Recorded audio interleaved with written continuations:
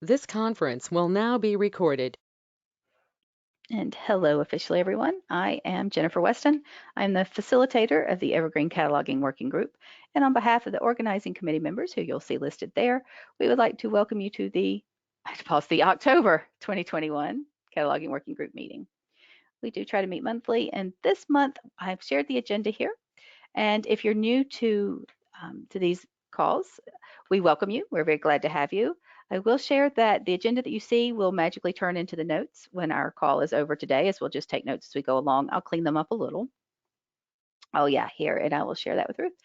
This lovely agenda will live on the wiki. Oh, thanks, Christina.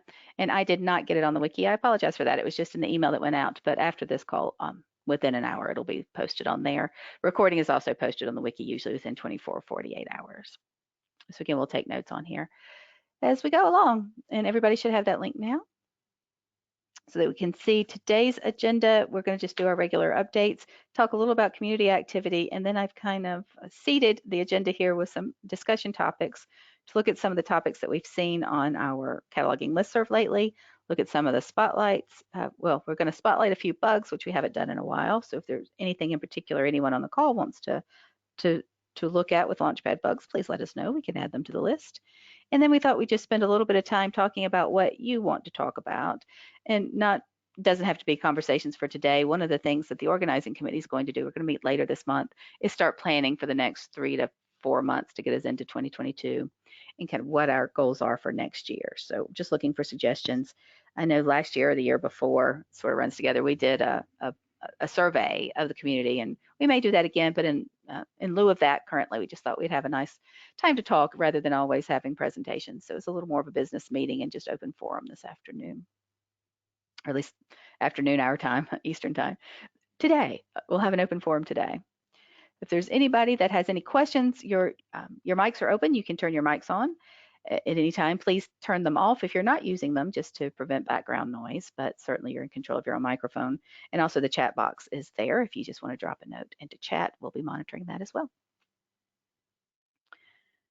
So to get us started, I did have a couple of announcement type things, just our standing agenda items here. We always talk about where we are with release notes, and we're at an interesting, exciting time this month because just before 3.8 is coming out. It's scheduled to come out on October 20th, the full release. So right now, our links go out to the tabular release notes that are up through 3.7.1.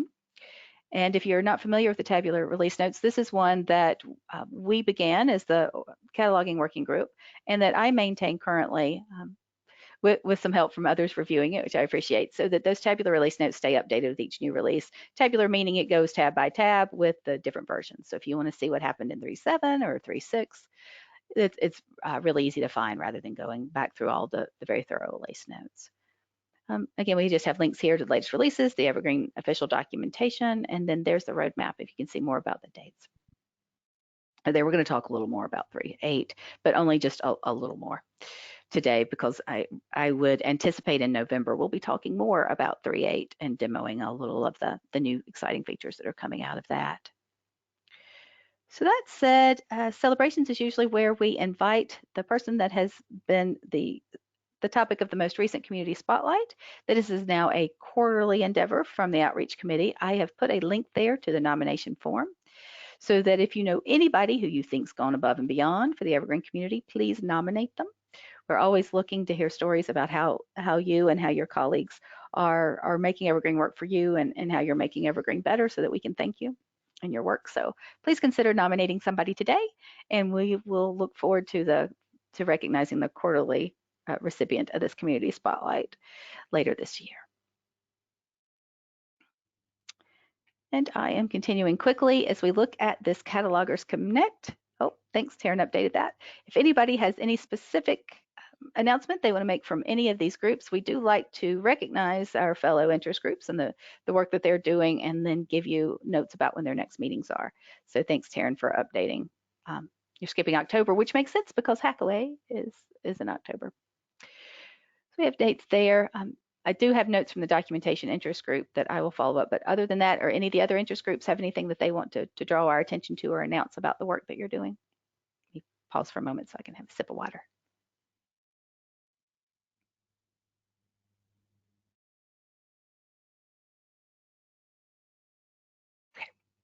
Seasonal allergies are bothering me. I apologize. Okay, well, thanks for that update. I will just strike that off and after the meeting, so it's updated. Documentation interest group, we talked last time a little about the fact the documentation interest group is undertaking the project to review all of the current Evergreen documentation and update it, because we know that's in a need of adding additional documentation, as well as just refreshing some of the screenshots that are in there. So if we have catalogers that want to join that, we absolutely encourage you to do so. I'll be sitting in on that too, because I think this is very important for the community as a whole, especially for catalogers to point out any changes that are needed, revisions. And the way you can get involved in this now, the most, I'm going to say, time effective way to do that is come to Hackaway. I've put a link there below, because Hackaway is not just going to be for developers hacking away at code. It's also going to have a documentation group collaboration going on. So if you just want to have questions about how you can get involved, Hackaway is a great time to have people that are in the room from the documentation interest group.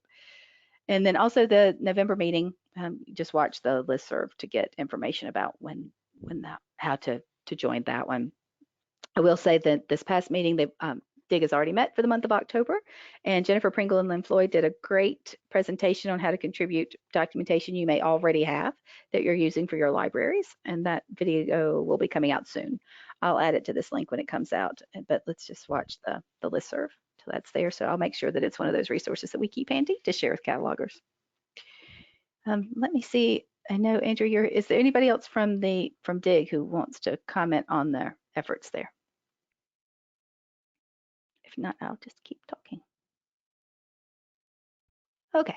Oh, Ruth's here too. We have several people that sit in on DIG. So it's a great group. It's a small group, so we absolutely encourage your participation. One of the things I talked about last week is that as catalogers, we may look at doing just a working group of the cataloging working group working on identifying needs within the Evergreen documentation. So that may be coming later this fall or January, again, as we start planning our presentations for the upcoming months. So if you're interested in participating in that, there are a couple of ways to do that, or you can always email the listserv or email me directly, and I will certainly plug you in with the rest of the DIG folks. So thanks in advance for that. I did mention Hackaway's coming up. It's being hosted by Evergreen Indiana. It is going to be virtual again this year for the reasons everything are virtual this year. Again, it will include a documentation group collaboration. It's being done on Hopin, which is the same platform that we used for the Evergreen conference, the most recent Evergreen conference. So if you're familiar with that, there are different rooms that you can hop into to participate. Yeah, and as Andrea said, if you're new to DIG, you can drop into Hackaway, and you can kind of have your own personal tutorial. It's a great way to ask questions in a setting that's not intimidating at all. And I'll continue down my list. Yeah, Ruth said it last year's Hackaway worked better for the Hackaway than the conference. Yeah, the Hopin, because it's not as the Hopin platform, because there aren't as many people joining in, and we're not trying to do the different tracks with lots of presentations. Hopin worked great for us at Hackaway. We actually did that before we did the conference. So yeah, so if you had a bad experience with Hopin, reserve judgment on having it for a smaller workshop type event, a collaboration type event. I'm just reading through chat there. So moving on to Bug Squashing Week. Thanks again to Taryn for 100 times for all the work she does, keeping everybody up to date on the work that's happening during Bug Squashing Week. So I copied the text from the email that Taryn sent to us and posted it there summarizing the results. There was a lot of activity and a lot of participation. So thanks to everybody that participated in Bug Squashing Week, which was September 20th through the 24th. There's also a wiki page with more summarized details on there. And there's the link to the results detailed spreadsheet. All of that went out on the general Evergreen listserv. There's still always opportunities to participate in bug squashing. It doesn't only happen 1 week out of well, 1 week from time to time. So there's a link there always to the wiki page. So if you just want to participate in bug squashing because you've got an hour or so here and you think, hey, that's a cool way for me to stay abreast of the kinds of bugs that are out there, we encourage you to do that. I try to stay away from opening too many emails when too many documents when we're all together, but here's the one. And I wanted to highlight this email that Taryn sent out just in case you missed it in September. Not only does she give us details about participation and how great we all are, but there's some highlights from the week that'll kind of give you some insight into some of the new features and new functionality that are coming out with links to the bugs. So absolutely a wonderful summary that I encourage you to share with others as well, so that not only are we prepared for what's coming out in 3.8, but we've got the opportunity to read a little more about the work that's gone into it. Yeah, 47 fixes and features to core Evergreen is really exciting. So I encourage you to look at that, check out all the materials Taryn's made available, and the summary of all the work the developers are doing. And we'll talk a little more about 3.8 here in just a minute. Taryn, did you want to say anything about that? I'm using your name a lot. I wanted to give you the opportunity. No, you covered it. Yeah, it went great. It was a really solid, productive bug squashing week, and thanks to everyone that participated. And got a lot of the things cleaned up that have kind of been hanging out there that have been signed off or finally committed now. One thing I just wanted to mention that I emailed the group about already, but in case anybody missed it, I am going to be proposing changes to some of the authorized tags at the developers meeting this afternoon, which will, yeah, that document right there. So what this will do,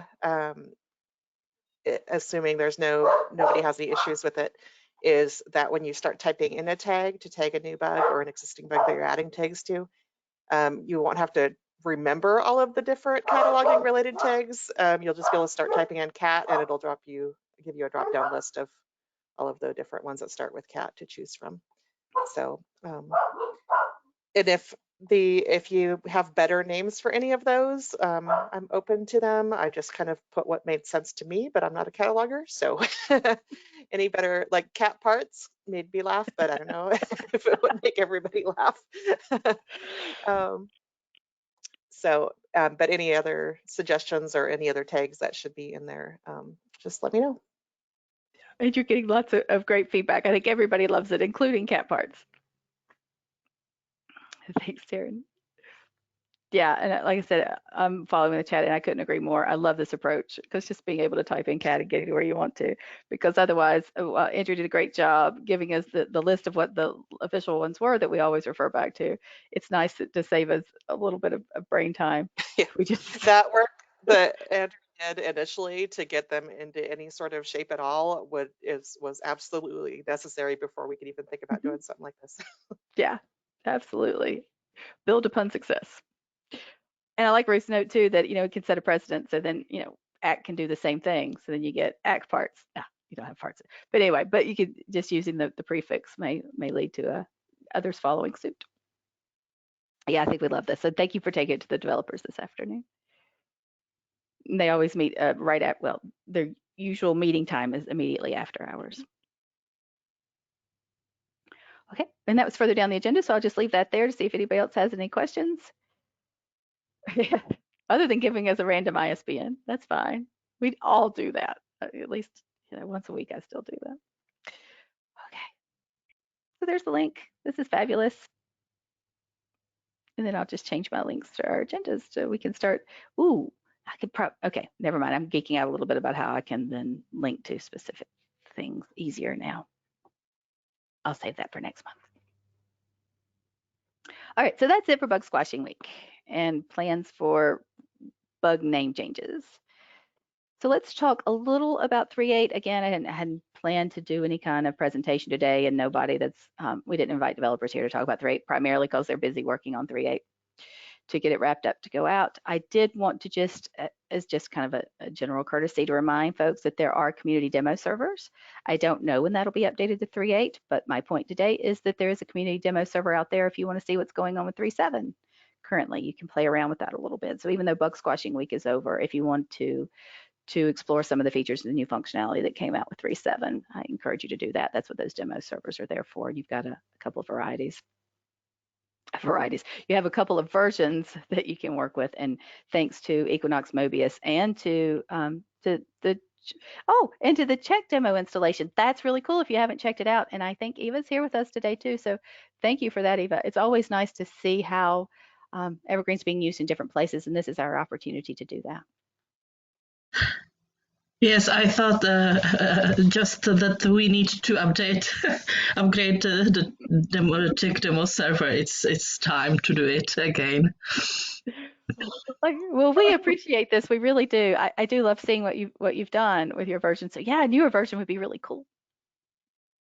I won't put it officially in the notes, but when you do, we'll celebrate it.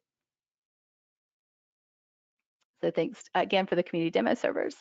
I know we talk a lot about bugs and how you can get involved, and a lot of that bug squashing week is the highlight of us being able to test out new functionality before it's released.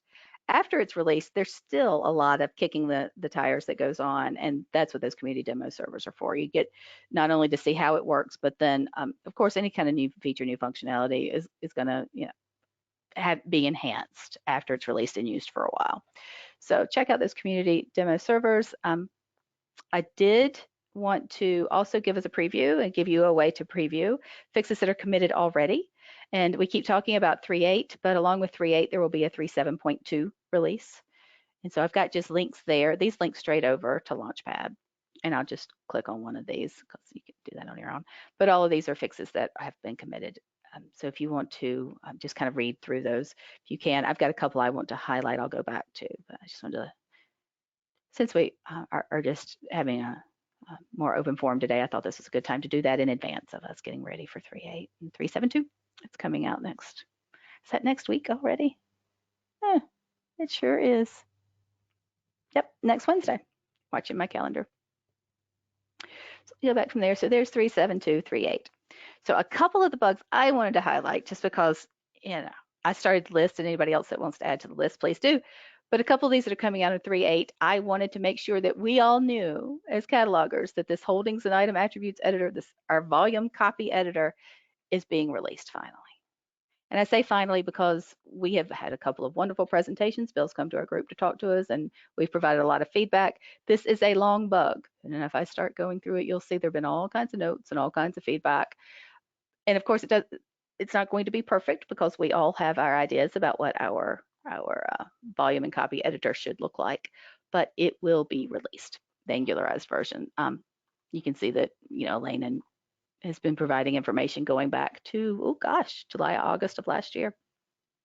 It's been a long time in coming, and I say that because it's important to know that there's been a lot of conversation in the community about what this should look like. So we will look at this together next month. I will put that on next month's agenda so that we can demo the new volume copy editor and see what it looks like. There are a couple of bugs, and again, I don't need to scroll this. First of all, the scrolling make you dizzy in the afternoon as fast as I was going, but I do just want us to be aware as soon as we have a 3.8 community demo server, this is going to be one of those things that we want to look at together because it is one of the critical parts of cataloging in Evergreen is that volume and copy editor. So if you want to get a little preview and see some of the conversations that have already been had, and even some of the bugs that have been added in addition to this one, that'll kind of be follow up from some of the more nuanced pieces or tangential pieces of code that will go into that. So there's the big announcement. The volume copy editor is being angularized and ported into 3.8.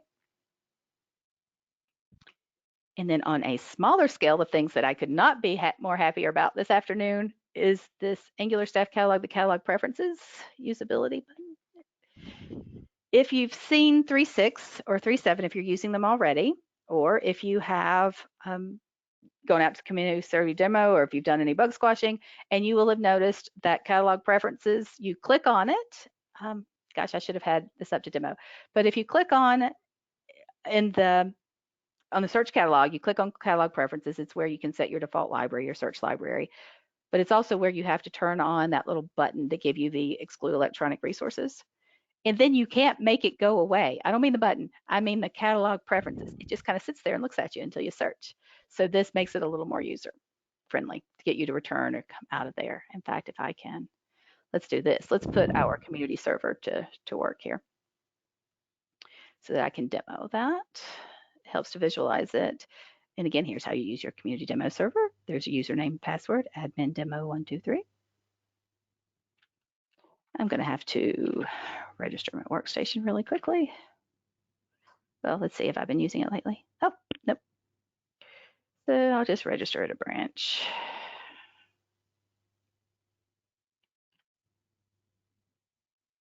And use branch one more time. Sorry, I should have had this ready for us, but we will be there in a minute. Okay, so now if we go to search the catalog either that way or through cataloging, search the catalog, here's that catalog preferences button I'm talking about, which is nice to have all this there right on your search screen for you. I can set my default search library for a branch. Actually, I'll set it for the consortium and then my branch. Anyway, so that's how I set those. And then here's how I turn on my exclude electronic resources button. We've seen this before. And I can't get out of it. So I can search. It doesn't stop me from doing the search that I want to do, but sometimes we like to clear up our real estate on the screen. And that's what this new bug is about. So if I go back to where that bug was, and then we can just finish up my thought there. So you could just say it loads the search results. It's unclear to how you get back out of it. So thanks to Taryn, who not only reported the bug, but fixed the bug, and to those that tested it. So thanks again to Taryn for this work. It will make our lives a little bit easier and less shaking at the screen, or at least this shaking that I do every time I get stuck on that screen going, why? So Chrissy thank has you. the same question that I have, which is exclude electronic resources going to be sticky? I don't think this fixes that, but It doesn't, and it's a good question, Chrissy. I checked yesterday. I guess I was I was tracking down a few of the bugs. I don't think so. Let me see if I can find that bug really quickly, because today's just a conversation. It's the perfect time to ask the question. Back to bugs. I don't think a decision's been made to do that, or it's going to be released yet. Because it is sort of, but only in the way that, but you can't see it sticking. And then if you go off of the screen and come back, it doesn't. And I think there have been some really comments. No, it's just confirmed about what this actually does. And thanks to Michelle Morgan, who gave us a kind of a clear definition about what we were talking about on the search form. It's not sticky as expected, and there are a couple of different bugs going on out there, so sadly, no. Yeah, so Chrissy, you went to 3.7 last Thursday. Yeah, and if anybody else has any workarounds, right now, my suggestion is, because when you click this box, it just gives you the box. That's what this box you have to click to give you the other one. So if I exclude electronic resources, my interpretation of how this is working, and let me just do here. So if I just search for science and I stay on this screen, I don't go away and I don't go anywhere else. I just go to Swordsman and I say, okay, I want to go back to the search form. And now if I search for art, it stays. Okay. But if I then go to reset, it stays. But if I go somewhere else and I come back and I search catalog, my little box is still there. See, that checkbox is still there. The box is there, but the fact that it's checked is no longer there. So that's what's not sticky, is the actual ability to exclude resources. So yeah, whether or not, there are two things going on there as far as I'm concerned. There's this box that says, can I see the box to exclude electronic resources? And is that box actually checked? So yeah, I would encourage people to add comments to this one, because I think that there's been a lot of work done on trying to clarify what we mean when we want it to be sticky and what we might want it to look like. Tangentially, there are also, and I think I've added these to the list here further down about some of these Launchpad bugs we might want to look like, is that these aren't saved in your search result, in your search templates either. So it would be nice to save them in the search template. So let's see, yeah. Yeah, so thanks, Chrissy. Mary, and the results from all libraries box sticky. Also, I don't think so. Yep, so I think Mary's question, if anybody knows any differently from that, I don't think that box is sticky. I think we've got several different bugs going on. Again, if we could just have a search template that would enable us to save all of those little boxes, that would be one way to solve that. So that if you had a default search template that your screen just opened up and it automatically checked exclude electronic resources or include all libraries, that would be a way to go. I'm going to take all of our notes from the chat and put them in our notes here lately, so we can make sure that those get shared with developers. Let's go back and just look, Mary, and see what I can. I think the same thing happens here. So let's see if I now go off the screen and come back. No, it doesn't. So again, this stayed there to keep the box, but no, it's not sticky. Yeah, that checkbox to checkbox things, Janet, is a little confusing to me, I'll be honest. It's nice to pull it into this screen where you can interact with it. It's just, I think we've got some more feedback to provide on how we want to interact with it. Yeah, and we used to be able to, well, let's just see if we can still do that. So if I wanted to exclude electronic resources from here now, since I've turned the box on, I can do that. I have to click search again. It doesn't automatically do that. So I can still limit it this way. It's the other thing, I think that there's some bugs about the fact that we have to click search again after we change any of these, add any of these limiters. Yeah, Ruth, I agree, having it in both places. Kind of confusing. So let's keep adding our notes to that to help clarify what we want. And I, like I said, I think it's just a matter of providing use cases about here's, this is the step, here's what we're having to do now and why it's showing as extra. Oh, radio buttons would be great too. Things. Yeah, but why that we're looking for something that's a little cleaner and that we are indeed using it, that it's not something that only patrons are using. It's something that staff uses all the time. And did I put the electronic resources one on here? No, I need to do that one. Just so we can all have this bug.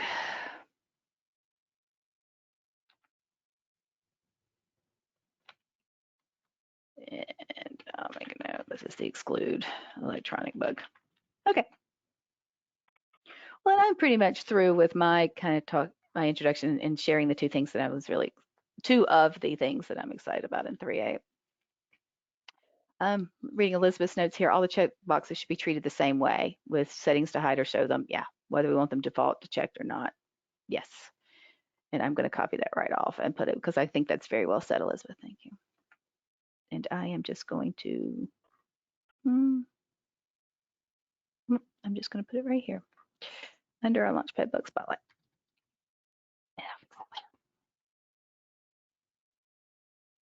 Absolutely. And like I said, there are several different bugs coming at this in a few different ways, but I think maybe an omnibus bug might be warranted when we're looking at that screen, that search screen. Okay, moving ahead.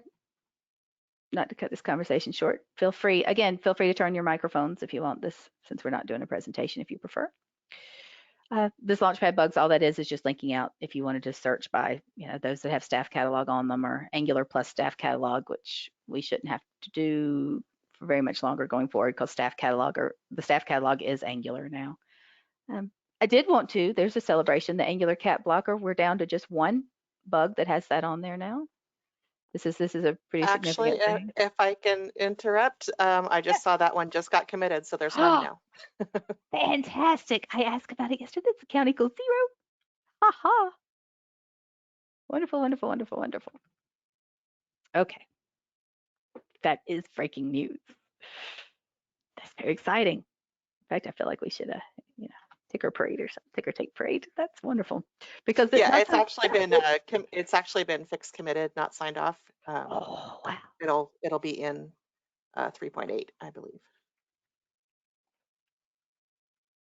Committed for 3.8. Oh, geez. For 3.8. Lovely. Now I don't even remember what the bug was. Do you know? This is terrible. Yeah. About what the bug number was, because now that it's gone. Well, you know what I can do? I can just go back up there, can't I? Oh, I can. Find it this way. Well, I'm going to let that go because I'm just going down a rabbit hole now when I start scrolling. I'll find what it was and put it up there afterwards. The big thing is no more Angular cat blocker. Only, oh, thanks, Andrew. Liz still unhappy not having our shelving location group scopes. Yeah. And if you've got that bug, I'll be glad to add that to our list, Elizabeth. I lost my place here, so that's what this one was. Okay. And so really, my last we're at 2:30. There's nothing wrong with ending earlier if we want to. Only I did put just some notes on here about things that came up on the listserv, the Launchpad tagging, things we talked about already. I know we had a question about how holdings management, how you use your holdings template, how you manage them, because you have to share them workstation to workstation. I'm just going to throw out these topics, and then if anybody wants to comment on any of them, please do. There was conversation about hiding fields in the holdings editor, that you have to, again, do this workstation by workstation. Though Bill did reply and say it's possible to set these as defaults for all of the libraries in the consortium, only it has to be done on the server side. There's not a way to do it in the user interface currently. I have a Launchpad ticket real quick I'm going to throw in just so we can get some more eyes on it. Okay. This is work that Equinox has done for Evergreen, Indiana, and we have our own branch for it, but there is all the stuff is there for it to be tested by the larger community. It's a cover art uploader that allows people with the permission added to their staff accounts to add artwork for bibliographic records that may not have it. So, and it works, at least as far as we have tested it, very beautifully. It can be customized depending on how big you want those to be. The documentation is there as well. So if anybody wants to play around with it, it's pretty awesome. There is a pull request for it. It's fun. Yeah. Enjoy. This is very exciting. So many things to celebrate. Oh, and there's the docs you said that were available too. Yep. It's all right there. So it really is ready for anybody to kind of get in there and test, read through how it works. Andrea's done a great job with the documentation and screenshots and all sorts of things. So we're very happy with it. Yeah, that is. Thanks to all involved in that. That is super. It takes a lot of work out of our systems admin hands as far as, can you please add this cover to this record? It automatically resizes to the different locations, so there doesn't have to be a whole lot of work done. You basically just have to fall within the parameters of the file type and size, and the feature does the rest. Yeah. Fabulous. Yep. Okay. I'm gonna stop drooling over it. That is lovely. So I'm gonna get the title of your bug there. Oops, not that one. Cover image uploader. Okay. Instead of calling it from roof, we'll say what it actually is. And I did very minimal things here, just basically said, go play with this to some people. So nice. Yeah. Oh yeah, and the library of things, won't that be wonderful? Very nice. I like the ideas on how to use it. Okay. Oops, and Elizabeth, I'm not losing track of your Angular staff catalog copy. Things there. I'm just going to put all of our suggestions here down below, our notes, and then I will, as always, make them look a little neater later. Okay, anybody else have a bug they want to talk about? Or, anything to do with, let me go back up here. I didn't want to skip over these. I know icon formats is something we've talked about before, and I'd really like to get back to that. I think that's going to probably be a longer conversation than just a quick open forum discussion, but I did want to point out that Kate forwarded back to the listserv some links to the presentation she and I did at the Evergreen conference earlier. So, if you want to check that out, just kind of some basic introduction to icon formats and some of the things that can be done there. The next conversation is what else do we want to do? And that's one we've started a few times, so I'd like for us to pick that back up. So if you're doing anything kind of cool or with icon formats, or if you're just really frustrated with them, please share that to the listserv, and we'll pick that up later in the fall, if not by the end of the year, hopefully. Mary, in answer to the question, it can potentially replace it. I don't believe that the permission can be set to only allow those uploads. That's something we're going to be addressing in policy, procedures, and training. Truth. I'm just gonna. I do wonder have it. too if there's any copyright issue with, grabbing just a cover off There the is. internet. Yeah, I kind of wondered. There is, and that's something too that will be addressed, at least on our part, in the procedures that we have for that. I also have another bug that I'd love to have some eyes on, and I'm just going to put it over into chat. That has to do with placing holds. I know this is kind of cert cataloging, but it has to do with parts. So I'm gonna put it in there. Cat parts.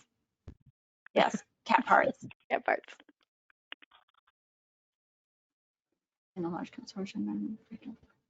Yeah, Mary, that's something that we have definitely been considering. Our cataloging committee here in Evergreen, Indiana is going to be addressing that before we release the feature to our consortium. So, yeah.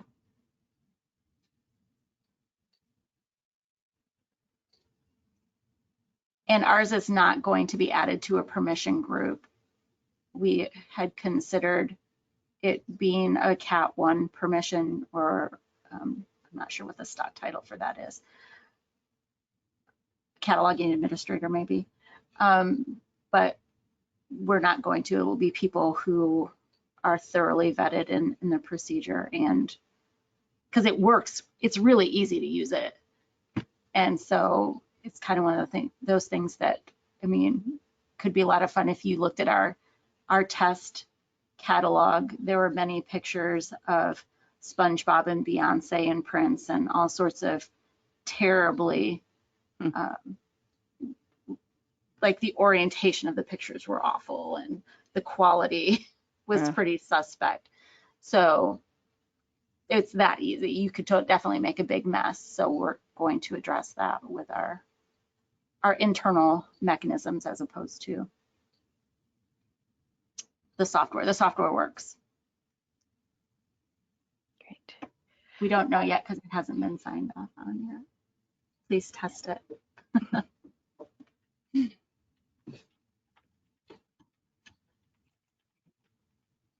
I'll just put that on that.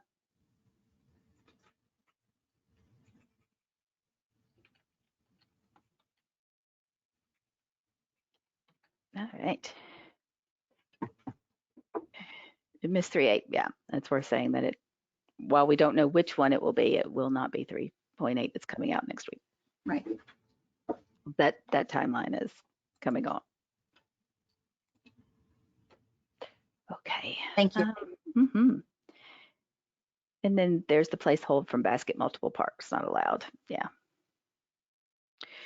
Mary, I suppose we could have libraries email cover scans to us or designated people to do the actual upload. Yeah, there's an interesting workflow that can be explored there, I believe.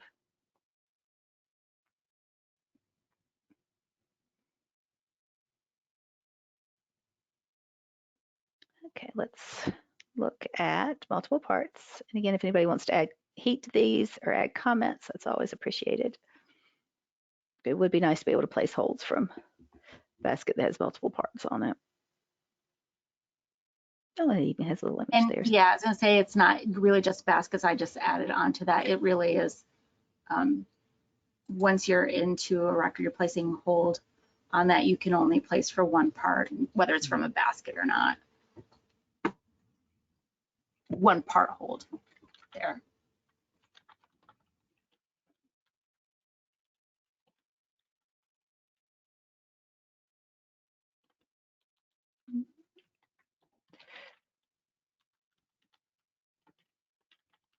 Or elsewhere, yeah. You cannot place multiple holds is what we're talking about. Holds on multiple parts. Place holds on multiple parts. Okay. Just so that we'll know next time we come back to it. Janet. Oh, nah, yeah.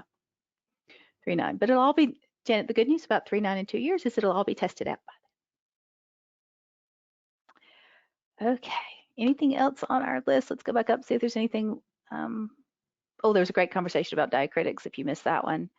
let me just link over to show what I've done here is I've just gone into the archive of our listserv so that I can pull these threads out and share those here. Like I said, that's a how to use diacritics. So Janet, thank you for that question to the listserv, because I think you got a lot of really great responses out of that. And this is probably too small for you to see now that I'm looking at my view of what you're seeing. But yeah, please share those with anybody that has questions about diacritics, because that was a great one to save for future documentation. And I will I'll say I'll add it to the wiki, but that's not going to happen this week. So I'll put it in my notes to add that conversation about diacritics and the resources and the feedback there to the wiki sometime by the end by our next meeting.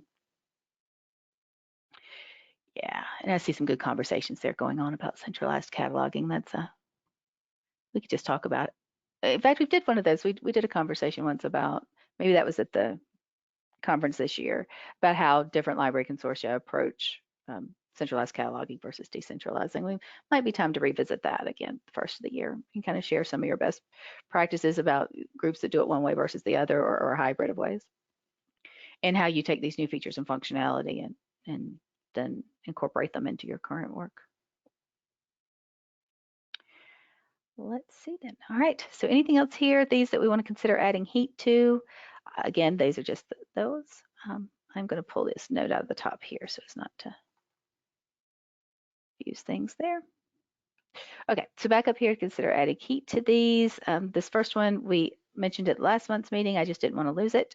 Since we were talking about adding heat, these are just, this is one of these messages that we really should be getting a fail message earlier, and it should be a clear fail message if you're trying to add holdings to a deleted bid, for example. Anyway, I'll just leave those there for you to look at. Default search template is one I added this week that I feel pretty strongly that having a default search template would enable us to do a variety of things. Not just be able to have a default search template when you come into the screens. Search templates are excellent. I love the idea of search templates. It's just now we can talk about how we can enhance their functionality and make them work a little smoother for us. So if you want to add a little heat or comments to that, I would appreciate it. We added the exclude electronic there. Yeah. So that conversation will continue if you want to follow that one. Also, again, because I started the list, this needs confirmation. These are ones I was working on holdings import profiles a while ago, seems like several weeks ago now, and encountered a couple of different things. I had not tried to work with StatCats, and I'm pretty sure I worked with several of you on this when I was doing it too, that several of you that are here today. And I documented a few of those things, but I would really love for somebody to be able to confirm those. So if you're somebody that works with holdings import, importing holdings, and you don't mind testing that out, this is on 3.6, I believe, is where my testing was on. Yep, on 3.6. So if you're on 3.6, or you want to use one of the demo servers either to try that out. If you need more information about, because I provided just some basic information there, but about, I've got sample files that I've used, that sort of thing, if you're curious and want to help test that. This first one is just a StatCat. You're supposed to be able to upload StatCats, and it works just fine if you are using a StatCat that's owned by a branch or a consortium. But if your StatCat is owned by a system within that consortium, it's not working. But you do receive this invalid message there. So it's just a quintessential bug. It works one way and not the other. And we can see ways that being able to import StatCats would be nice. And we also see ways that you would have a StatCat that is indeed owned by a library system and not individual branches. So that's that. Or so the workaround there, of course, is to create the StatCat at the branch level that matches your system level, but that gets into another whole structure of when you're item catalog, when you're adding items. So anyway, I would appreciate if, again, if you're importing importing your holdings as it is, and you don't mind testing those out, that would be great, just so that we can get some confirmation that is an ongoing issue. And then there were two. We have about 10 minutes. I'll watch the chat if anybody wants to add anything other items. These are two that I just pulled out. These are older conversations we've been having, and they haven't really moved very much. Clearly, they're not critical to functionality. This is more conversations about how we would like for things to work. To summarize this one, this is add links to records summary. The question here, if I scroll to the bottom, and Ruth and Taryn, you've been involved in this one, and I'm not going to throw it to you just kind of cold, but I think this one, the conversation has been, Oh gosh, I think there's been some updates since I pulled it off. There's a pull request that needs testing now. Anyway, the thought here, let me go back up to the top, was about where we want to add the links to the record summary. Let me see what Galen's comments were originally. That's the reason I pulled this one out. I created this a week ago. Okay. Do we want the link? Here we are. Patch makes the title field the link to the title search versus the link to the record ID from the holdings editor. And maybe now that this has already been, there's a pull request on it that it needs testing at this point too. So there's not been a sign off on it. The question here remains is that how do we want the link to work? Do we want it to go to be able to just go take you to the search? So if that I'm in the holdings editor and I click on the title field, do I want to go to the record or do I want to go to the title search? Yeah. So I would just encourage you to look at that one and comment on it too. This last note about filtering of the search string, and that just gets us to, it's how we would see the results. It's not so much a decision about where we want things, but I did not want to lose this question that Galen asked though, now that I've done a poor job of presenting what this bug is about. But this one here, he asked, would it be a good idea to decorate the search links with the open and new icon? And here's what he means with that open and new icon. So that having this little icon on there to make it very clear that that's what you're doing on the bug. And did I lose it? And sorry, that's something covering my screen there. All right, there. Nope. Ah. Too many screens open. Give me a minute while I fix that. Let's do this again. Anyway, so the question is, do we like that little icon there at the bottom to be able to put that all over the record that says I'm going to open this in a new screen at this point rather than cleaning over? Even if that functionality is there, I really like that idea of that little icon to indicate that the following links open in a new tab. So that is the question there that I think could use a little more discussion. And the needs discussion is still, tag is still on there too. It needs testing. So if you're testing it, or if you just want to give comments on the idea about using that icon, would be great. So that's why that's there. And lastly, and let me go back to chat here. Yeah, I see. Workflows. Yep. Yep. Looking at those to see if there's anything we wanted to put in the notes here. Lastly, at least on my list, is this keyboard shortcuts in the web staff client. I feel like we talked about this one early last year. Because in the Zool client, we had those keyboard shortcuts that appeared in the menus. Now we know, or we often are reminded, that you can do the Control H and you can see all the shortcuts now. So their shortcuts do live in the Angular version in our new catalog. However, the question remains here that Jane posed ever so nicely is, do we want to have both of these things now? The keyboard shortcuts are not all added, and that's being taken care of in a different bug. But this whole, it has a different way to let you know. So if you're in Evergreen, let's go over to my catalog search results here. And if I want to do this Control H, I get the nice list of the keyboard shortcuts. Question is, there was a time to where if I'm in circulation and I wanted to do, I don't know, if I wanted to get to item status, it would say right here, F5 beside it as a kind of embedded clue to where those shortcuts are. Yep. So yeah, I believe Jason tried that. There's some problem with it. Yeah. Okay, I think I've lost the strain of the thread here now. Oh, we're back to customizations about the opaque display. All right. So anyway, so keyboard shortcuts is a very straightforward question about whether we want to put those little notes back in there if we would like to see that happen, or if we're happy with just training staff at this point. So that's what Control H is all about. We would like to see them. There's one vote for see them. I'm going to leave that here, Janet, if you want to, for Janet and everybody else, if you'd like to put a note in that bug to follow up on Jane's question, I would really appreciate it. That would be great. It would be nice to keep that conversation going. Because I said this is one that it's kind of old at this point. And while we have a workaround, yeah, I personally like having it there, especially if you're training new people. I mean, it's very nice to be able to say, here, you're, just kind of nudge to remind you what those shortcuts are. Otherwise, I end up printing out that Control H and setting it in my desk drawer. And the other way is a lot faster for me, but that's my personal opinion, which is why it's up there for a meeting discussion. But again, I just pulled out 2 older ones, and if you want to look at either of those, one of them about the record summary is really if we want that little icon to pop up when we're opening in a new screen. And then the keyboard shortcuts is probably the one I'm more interested in getting comments on. Okay, and we're almost at time here. We've got 5 or 6 minutes left. Anything else anybody wanted to bring up? Any new bugs, questions? Floor is open.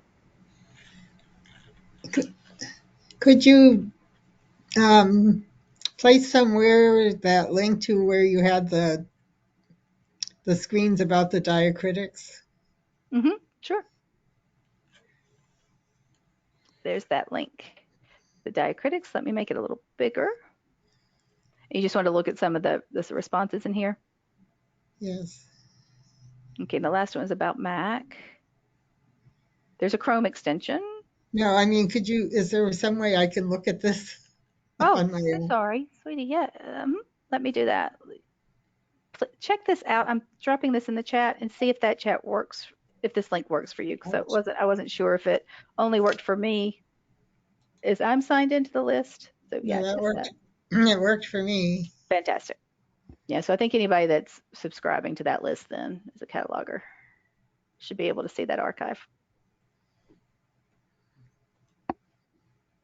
The library that wanted us to add the diacritics to the record, she sent us 17 emails, one record per email, with the subject line, just the TCN. So I have a little folder now with 17 emails in it, marked low priority. When you get individual emails like that, yeah, that's not the most effective way to get a response, is it? I mean, they're not affecting searching. It's just displayed. Yeah, sure. It was a nice question to ask, though, because I think so many of us. I mean, I still my fallback's just to copy and find it, copy and paste, and do what you've done. I keep my little list over here, and it would be nicer if we had a way to do things a little quicker. Always. All right. Any other questions before we wrap up for this month? I'll clean up the notes and share them, and I'll share the recording. We'll meet again in November, second Tuesday on the 9th. Okay.